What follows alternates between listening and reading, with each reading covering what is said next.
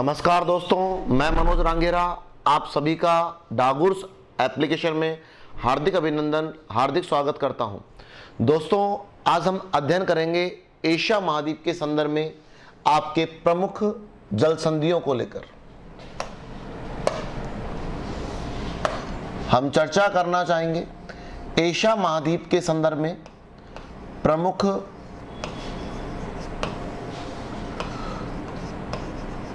जल संधि, या इसे हम सब एक और नाम से भी जान सकते हैं। इसे हम कह सकते हैं जल डमरू मध्य के नाम से भी इसे जाना जाता है। तो दोस्तों, जल संधि व जल डमरू मध्य को लेकर बात करें तो हम जानना चाहेंगे एशिया महाद्वीप के संदर्भ में महत्वपूर्ण मिलने वाली कौन कौन सी प्रमुख जल संधि व जल डमरू मध्य देखने को मिलते हैं। तो दोस्तों, सबसे पहले हम देखेंगे एशिया महाद्वीप का एक मैप देखना चाहेंगे जो हमारे एग्जाम के लिए और हमें समझने में हमारी सहायता प्रदान करेगा। दोस्तों, ये जो हमारा मैप हम बना रहे हैं, यह मैप एशिया महाद्वीप के संदर्भ में हम इसे बना रहे हैं।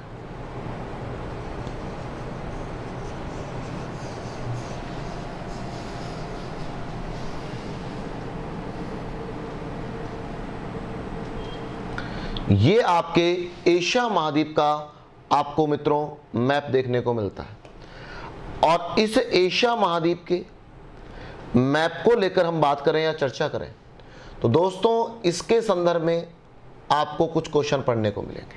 देखिएगा, अगर हम बात करते हैं नंबर 1 पर जल संधि को लेकर दोस्तों, तो 1 नंबर की जल संधि आपको यहां पर देखने को मिलेगी ये स्थिति में। और इस 1 नंबर की जल संधि को आप देखेंगे तो इसके संदर्भ में आप बता सकते हैं यहां पर जो देश है, इस देश का नाम है दोस्तों भारत, और ये जो देश है इसे आप भली प्रकार से जानते हैं, इस देश का नाम है श्रीलंका। ये कौन सा देश है? श्रीलंका। तो आपके लिए पहली जो जल संधि बनती है वो आप कह सकते हो भारत व श्रीलंका के मध्य देखने को मिलती है।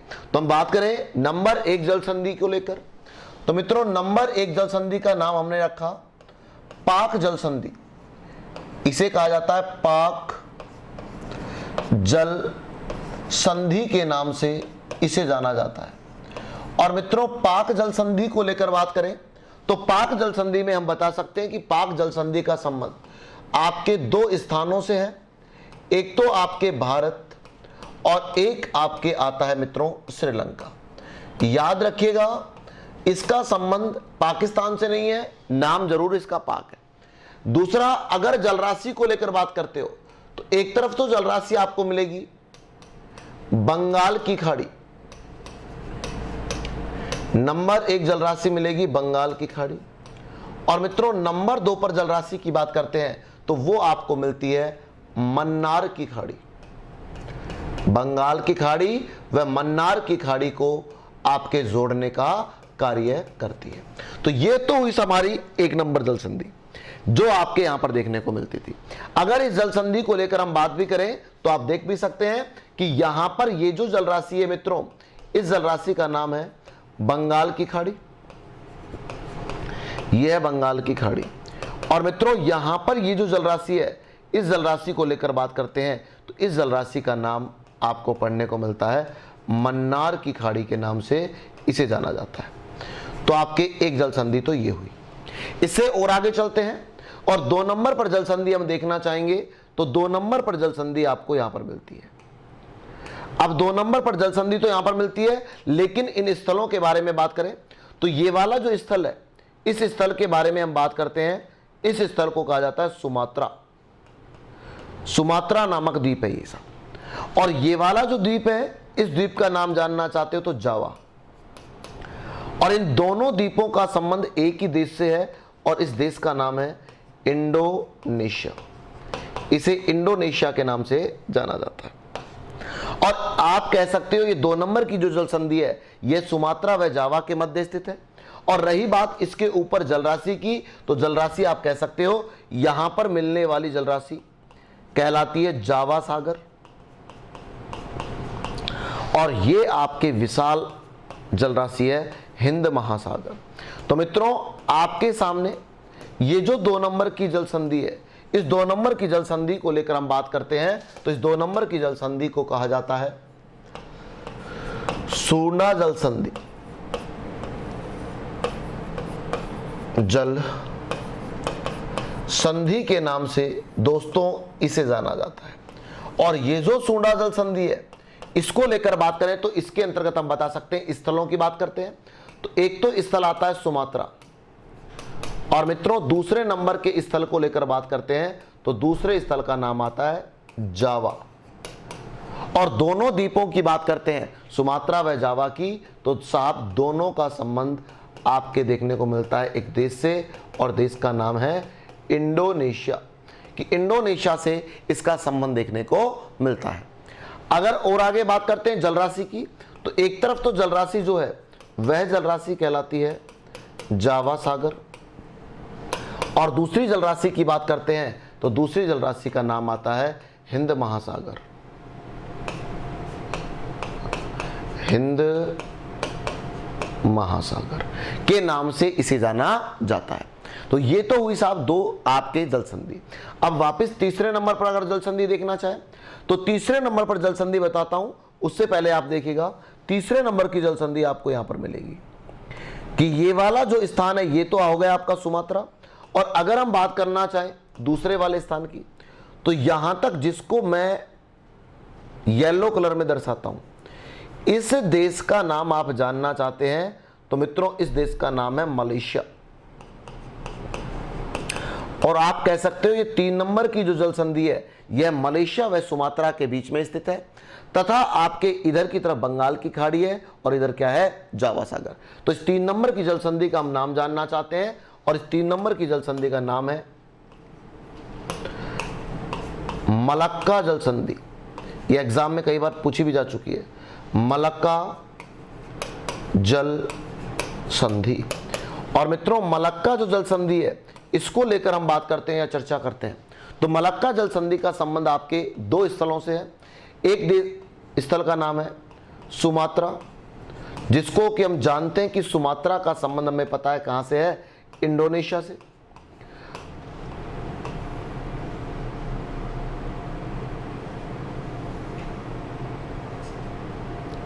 इंडोनेशिया से इसका संबंध देखने को मिलता है, जबकि दूसरा जो स्थल है उस देश का नाम है मित्रों मलेशिया, से इसका संबंध देखने को मिलता है। रही जलराशि की बात तो एक तरफ तो जलराशि है साहब बंगाल की खाड़ी, और दूसरी तरफ जलराशि की बात करते हो तो आपको देखने को मिलता है जावा सागर। यह स्थितियां देखने को मिलती है 3 नंबर की जल संधि। अब जरा और आगे बढ़ते हैं, नेक्स्ट जल संधि की बात करते हैं तो आप देखेंगे यहां पर एक देश है, और दोस्तों इस देश को लेकर हम बात करते हैं तो इस देश का नाम है चीन। और ये वाला जो देश है इस देश का नाम है ताइवान, ये देश है ताइवान। और इस देश को लेकर बात करते हो तो इस देश का नाम है फिलीपींस देश, फिलीपींस के नाम से इसको जाना जाता है। और रही बात जलराशियों की तो आप जलराशियों के बारे में भी कह सकते हैं, तो जलराशियों के बारे में सुनिएगा। यहां पर ये चीन है, चीन के पूर्व दिशा में मिलने वाली जो जलराशि है उसे मित्रों कहा जाता है पूर्वी चीन सागर के नाम से जाना जाता है। और चीन के पूर्व में तो पूर्वी चीन सागर, और चीन के दक्षिण में मिलने वाली जो जलराशि है वह कहलाती है दक्षिण चीन सागर। ये आपको देखने को मिलती है। अब रही बात जलराशि की तो जलसंधि की, तो जलसंधि सुनिएगा, एक तो चीन व ताइवान के बीच में बनेगी नंबर 4, और एक ताइवान व फिलीपींस के मध्य बनेगी नंबर 5। अगर हम बात करते हैं 4 नंबर की जल संधि को लेकर तो 4 नंबर की जो जल संधि है वो आपके किस नाम से जानी जाती है? इसे साहब कहा जाता है ताइवान जल संधि। ताइवान जल संधि के नाम से इसे जाना जाता है। और ताइवान जल संधि की बात की जाए तो इसके अंतर्गत हम पढ़ेंगे आपके स्थलों को लेकर। तो एक तो स्थल आ जाएगा आपके चीन, और दूसरे स्थल को लेकर बात करेंगे तो दूसरा स्थल आ जाएगा ताइवान।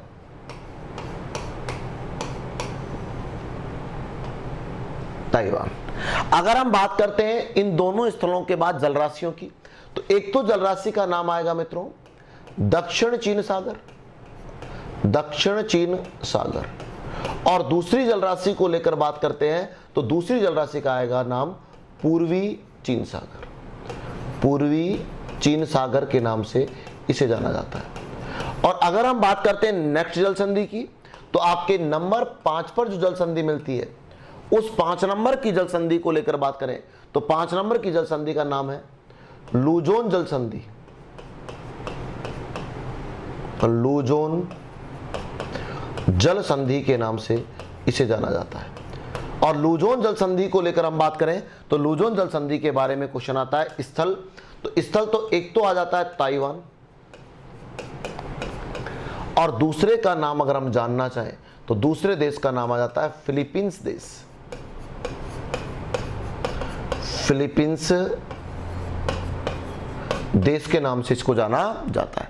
और अगर बात करते हैं इसी के संदर्भ में नेक्स्ट, तो आपके नेक्स्ट क्वेश्चन आता है कि ये जो जलराशियां हैं, इन जलराशियों की बात करें तो एक तो जलराशि है दक्षिण चीन सागर, और साहब दूसरे नंबर की जो जलराशि है उसका नाम है फिलीपींस सागर। फिलीपींस सागर के नाम से इसे जाना जाता है। और आप इसे देख भी सकते हैं कि ये तो आपके पहली वाली तो हो गई लुजोन जल संधि, पूर्वी चीन सागर और दक्षिणी चीन सागर। अगर बात करते हैं इसको लेकर आप, ये ताइवान जल संधि होगी, ये लुजोन जल संधि, दक्षिणी चीन सागर, और फिलीपींस के पास मिलने वाली जो जलराशि है वह आपके कौन सी कहलाती है? यह आपके कहलाता है फिलीपींस सागर के नाम से इसे जाना जाता है। यह कहलाता है फिलीपींस सागर। अब जरा हम और आगे बढ़ते हैं दोस्तों।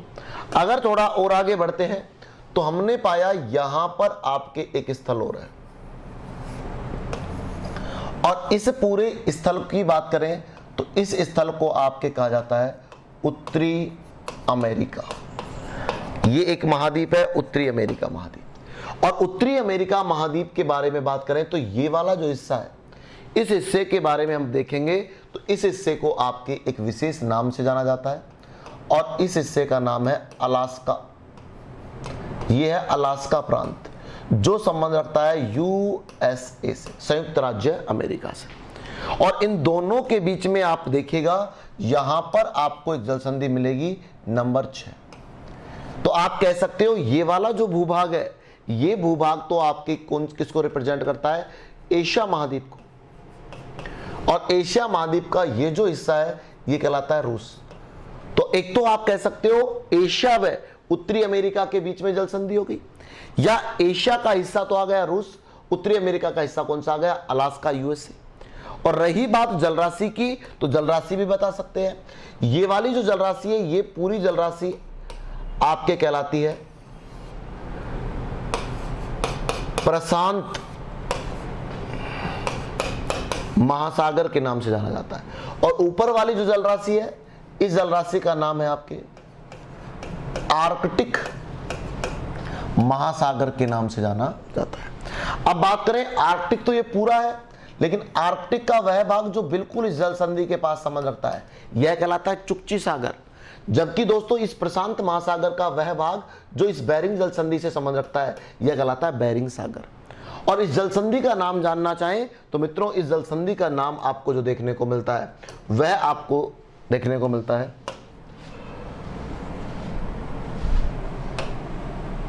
5 हो गई ना, 6 के बारे में बात करें तो 6 नंबर पर एक जल संधि का नाम आता है, और इस 6 नंबर की जल संधि का नाम आता है बेरिंग जल संधि।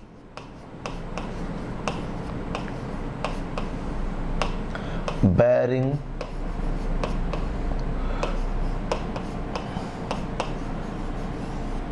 जल संधि। और मित्रों बेरिंग जल संधि को लेकर आप बात करते हैं तो बेरिंग जल संधि के बारे में क्वेश्चन सुनिएगा। सबसे पहला वह प्रारंभिक क्वेश्चन बनता है कि बेरिंग जल संधि का संबंध आपके कितने महाद्वीपों से है, तो 2 महाद्वीपों से। यह एशिया व आपके उत्तरी अमेरिका से इसका संबंध देखने को मिलता है। दूसरे नंबर पर हम बात करें इसी के संदर्भ में, तो दूसरा क्वेश्चन आता है कि एशिया का जो हिस्सा है उसे हम जानते हैं किसके नाम से, रूस के नाम से, जबकि उत्तरी अमेरिका का जो हिस्सा है उसे हम किसके नाम से जानते हैं, अलास्का के नाम से जानते हैं। और ये जो अलास्का है, इस अलास्का का संबंध कहां से है, यूएसए से इसका संबंध देखने को मिलता है।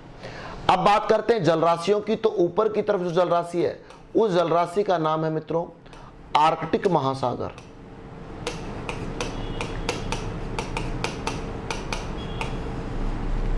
और अगर हम बात करते हैं दूसरी तरफ, तो दूसरी तरफ जो जलराशि है उस जलराशि का नाम आता है प्रशांत महासागर के नाम से इसे जाना जाता है। आर्कटिक महासागर का जो छोटा हिस्सा है, इस छोटे हिस्से को, आर्कटिक महासागर के छोटे हिस्से को आपके कहा जाता है चुक्ची सागर। क्लियर है सर? और इसका प्रशांत महासागर का जो छोटा हिस्सा देखने को मिलता है, उस छोटे हिस्से को आपके एक और नाम से जाना जाता है और उसे कहा जाता है मित्रों बेरिंग सागर के नाम से इसे जाना जाता है। क्लियर?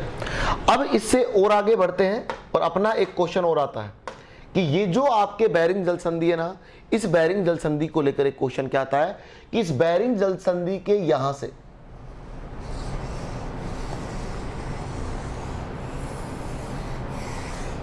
जो मैंने रेड कलर में लाइन दिखाई है, ये टेढ़ी मेढ़ी जो लाइन आपको दिख रही है, इसके बारे में हम बात करें तो इसे एक विशेष नाम से जाना जाता है और इसे कहा जाता है अंतरराष्ट्रीय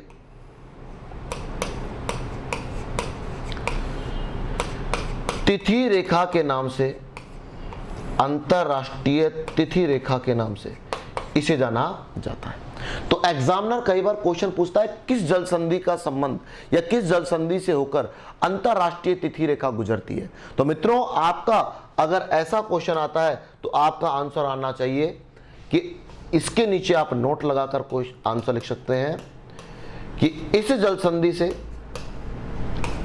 इस जल संधि से, जल संधि से अंतरराष्ट्रीय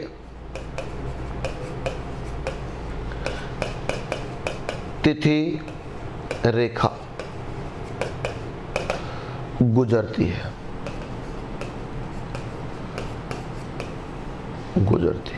कि अंतरराष्ट्रीय तिथि रेखा गुजरती है। ये इसका संबंध देखने को मिलता है।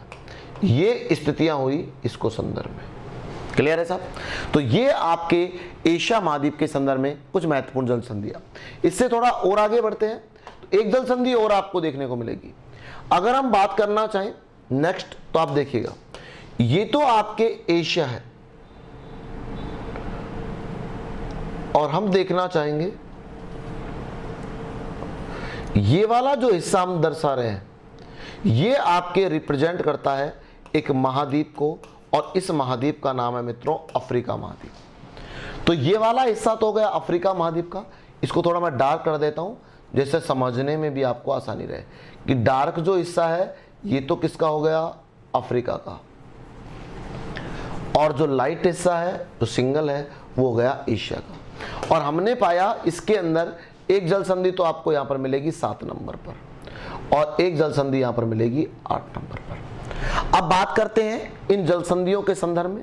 तो आपके यहां पर आप देखते हैं तो यहां पर जो आपको देश देखने को मिलता है, इस देश का नाम है जिबूती और इस जिबूती देश का संबंध है अफ्रीका महाद्वीप से। जबकि आपको एशिया का जो देश यहां पर मिलता है, इस देश का नाम आप जानना चाहते हैं तो इस देश का नाम है यमन। ये देश है यमन। 8 नंबर की जो जल संधि है, इसके यहां पर जो देश मिलता है, इस देश का नाम है ईरान। जबकि यहां पर जो देश मिलता है इसका नाम जानना चाहते हो तो इसका नाम है संयुक्त अरब अमीरात के नाम से इसको जाना जाता है, यूएई जिसको आप बोलते हैं। तो दो जल संधियां आपको यहां पर देखने को मिलती है। अब बात करते हैं जल राशि की, तो एक तो जल राशि यहां पर देखने को मिलेगी और एक जल राशि आपको यहां पर मिलेगी। इस वाली जल राशि का नाम तो है मित्रों अदन की खाड़ी, और ये वाली जो जल राशि है यह कहलाती है लाल सागर। और ऊपर इधर की तरफ देखते हैं दूसरी जल संधि में, तो ये जल संधि के अंदर जो जल राशि है यह तो कहलाती है आपके फारस की खाड़ी, और दोस्तों ये वाली जो जल राशि है यह कहलाती है ओमान की खाड़ी, ओमान की खाड़ी के नाम से इसे जाना जाता है। तो हम सबसे पहले बात करना चाहेंगे 7 नंबर की जल संधि को लेकर। 7 नंबर पर जो जल संधि आएगी उस जल संधि के बारे में बात करते हैं। तो आप देखिएगा यह है 7 नंबर पर जल संधि, और इस 7 नंबर की जल संधि का नाम है आपके बाब अल मंडेब जल संधि, मंडेब जल संधि के नाम से इसे जाना जाता है। और ये जो बाब अल मंडेब जल संधि है इसके संदर्भ में आप बात करते हैं तो आपको देखने को मिलेगा इसके अंतर्गत 2 स्थितियां मिलेगी। एक तो आपको देखने को मिलेगा एक महाद्वीप जिसका नाम होगा एशिया, और दूसरा एक महाद्वीप देखने को मिलेगा जिसका नाम होगा अफ्रीका। एशिया का जो देश मिलेगा उस देश का नाम तो आपको देखने को मिलेगा यमन, जबकि अफ्रीका का जो देश मिलेगा उस देश का नाम होगा जिबूती, जिबूती के नाम से। अब बात करते हैं जल राशियों की, तो ऊपर की तरफ जो जल राशि मिलेगी उस जल राशि का नाम तो मिलेगा लाल सागर, कि लाल सागर को यह जोड़ती है जिस जल राशि से, उस जल राशि का नाम है अदन की खाड़ी, कि आपके लाल सागर को अदन की खाड़ी से जोड़ने का कार्य करती है। और अब बात आती है इसके लेकर एक क्वेश्चन की, तो बाब अल मंडेब जल संधि का आपको एक उपनाम देखने को मिलता है, और मित्रों उपनाम को लेकर बात करें तो इसे कहा जाता है आंसुओं का द्वार, आंसुओं का इसे साहब द्वार कहा जाता है। ये तो हुई आपके 7 नंबर की जल संधि। अब बात करते हैं हम 8 नंबर पर जल संधि की, तो 8 नंबर की जल संधि का नाम जानना चाहें